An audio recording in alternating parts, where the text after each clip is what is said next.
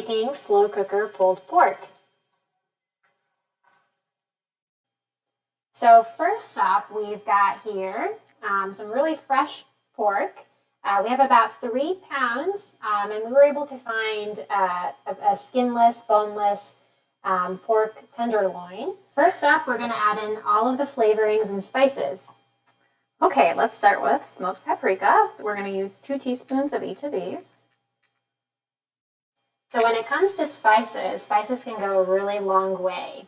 And we found that the best places to find spices are, for the most affordable price, are at Aldi and even at the dollar stores that are around you, like Dollar Tree, Dollar General, and Family Dollar. Yes, so cumin and chipotle powder, we'll put in 2 teaspoons of each of these. Some garlic powder.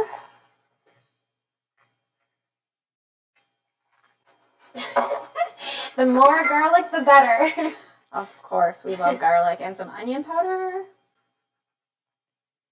And don't worry about, making this an exact science. You can really adjust to taste based on your preference. We really like that punch of flavor that goes, with the combination of all of these together. Absolutely. And some black pepper.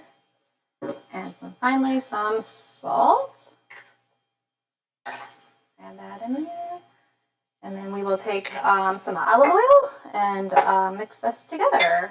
So with meats, it's nice to be able to do some batch cooking. And so the nice thing about this pulled pork is we're going to be able to use it in a lot of different ways. Mm-hmm. What are some of your favorite ways to use pulled pork? I like to make tacos or taco bowls, maybe using cauliflower rice and making a taco bowl. I like to have it maybe even on salads. You could do some low-carb bread buns and make, some sandwiches, or just even eating it plain with some vegetables. Yeah, that's a great idea. Whenever I make a big batch like this, I usually always have leftovers, that I can't even finish in a week. So what I'll end up doing is just put them in Ziploc bags, and they freeze really well. Like, it's all nicely coated. And next, we're just going to combine the liquids that then go into the crock pot so it stays nice and moist while it's cooking for 5 to 6 hours. So we're going to add here 1 cup of, we have veggie stock, but really any stock that you have on hand works great. Just going to add 1 cup of that. We're going to put it directly into the crock pot since that's where everything's going to be combined and cooked together. And then, so this is a little secret ingredient that we have, which is Coke. And we have Diet Coke over here.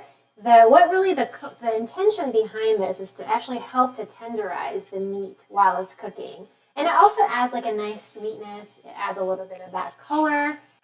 So we're going to add about half a can of this into our crock pot. Okay.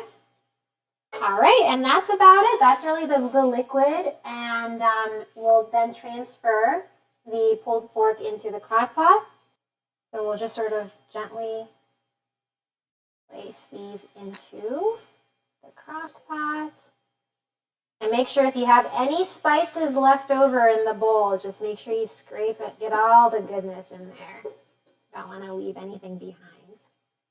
So typically we'll cook this on high. You can of course cook it on low if, let's say, you're preparing this before you go off to work in the morning. You can always mix it together and keep it on low and cook it for about 8 hours or so. But we are going to put it on high and try to cook it for about 5 hours. Okay, let's check out this pulled pork that's been sitting for most of the day. So it's been maybe 5-6 hours now. Yes, it's been quite some time. Ooh, what a beauty. So this looks beautiful. We're just going to use 2 forks to pull the meat apart. Oh yeah, it's just falling apart. Nice and tender. Mm-hmm.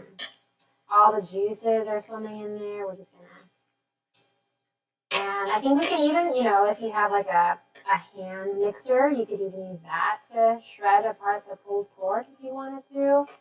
Yeah, that's a great way to do it. Very quickly, but it's so tender that it's just really falling apart. Oh yeah, easily. I'm barely putting any effort to do this. And here we go, the finished product. We hope you enjoy. See you next time.